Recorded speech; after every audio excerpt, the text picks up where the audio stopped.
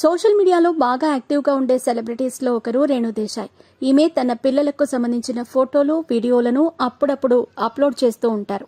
వాటికి ఆమె మాజీ భర్త పవన్ కళ్యాణ్ అభిమానులు ఒక రేంజ్లో షేర్ చేస్తూ వైరల్ చేస్తూ ఉంటారు. కానీ కొన్నిసార్లు నెటిజన్స్ చేసే కామెంట్స్ని ఆమె తన మనసుకు తీసుకోలేదు. చాలా ఘాటుగా రియాక్ట్ అవుతూ ఉంటుంది.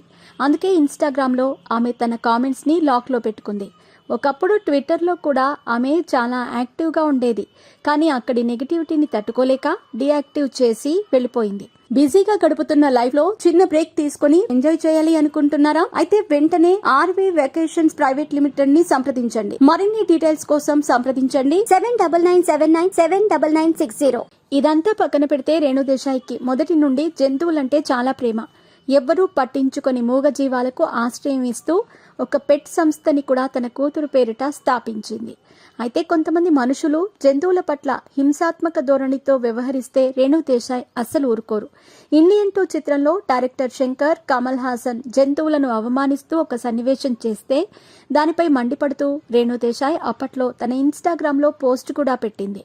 అంత పెద్ద లెజెండరీ వ్యక్తులనే ఆమె లెక్క చేయలేదంటే మూగజీవాల పట్ల ఆమె కమిట్మెంట్ ఎలాంటిదో అర్థం చేసుకోవచ్చు. రీసెంట్గా ఆమె ఫెలిసిట్ అనే పిల్లిని శాస్త్రవేత్తలు చిత్రహింసలకు గురిచేసిన విధానాన్ని ఇన్స్టాగ్రామ్లో వివరిస్తూ కన్నీళ్లు పెట్టుకుంది. ఆమె మాట్లాడిన మాటలు ఇప్పుడు సోషల్ మీడియాలో బాగా వైరల్ అయ్యాయి. ఆమె మాట్లాడుతూ, ఫెలిసిట్ అనే పిల్లిని అంతరిక్షంలోకి పంపేందుకు ఎన్నో చిత్రహింసలకు గురిచేశారు. రాకెట్లో సజీవంగా ఆ పిల్లి ఉండేందుకు దానిని సిద్ధం చేయటానికి అనేక చిత్రహింసలు చేసి పంపించారు. ఒక బలమైన కంటైనర్లో ఆ పిల్లిని కూర్చోబెట్టి అది ఎటూ కదలకుండా గట్టిగా బంధించారు. ఇది సరిపోదన్నట్టు ఆ పిల్లి శరీరంలోకి ఎలక్ట్రోడ్లను కూడా పంపించారు. వీటి ఒత్తిడిని తట్టుకొని ఆ పిల్లి అంతరిక్షంలో 2 నెలల పాటు మన శాస్త్రవేత్తల ప్రయోగానికి ఉపయోగపడాల్సి వచ్చింది. ఇలా ఒక మూగజీవిని చిత్రహింసలకు గురిచేసే హక్కు శాస్త్రవేత్తలకు లేదు. ఇది అత్యంత దురదృష్టకర పరిణామం అంటూ ఆమె చెప్పుకొచ్చింది.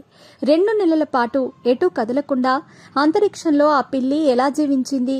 ఆహారం లేకుండా ఇదెలా సాధ్యం అంటూ సోషల్ మీడియాలో నెటిజన్స్ మాట్లాడుకుంటున్నారు. రేణు దేశాయ్ బాధలో అర్థం ఉంది. కానీ కొన్ని సాధించాలంటే కొన్నింటిని బాధ పెట్టక తప్పదు. మనం కూర్చునే కుర్చీ కూడా ఎన్నో చెట్లను నరికి హింసకి గురిచేసి తెచ్చిందే కదా. ఇది ఆలోచించాలి అంటూ నెటిజన్స్ రేణు దేశాయ్కి కౌంటర్ ఇస్తున్నారు.